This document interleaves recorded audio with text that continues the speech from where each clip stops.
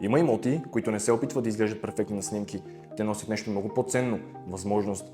Представяме ви двоетажна къща в град Банкя, подходяща за хора с визия, които не искат да купуват чужд вкус, стари мебели или компромисни решения, а да създадат дом по собствен стил. На първият етаж са разположени трапезария, хол, спалня и баня с тоалетна. Пространствата са практични, без странни преходи и излишни архитектурни ограничения. Трапезарията може да се превърне в любимата част от дома, мястото, където семейството се събира всеки ден.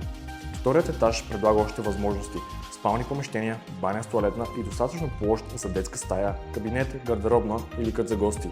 Това е пространство, което може да се адаптира според нуждите на бъдещите собственици. Дворът е едно от най-силните предимства на имота.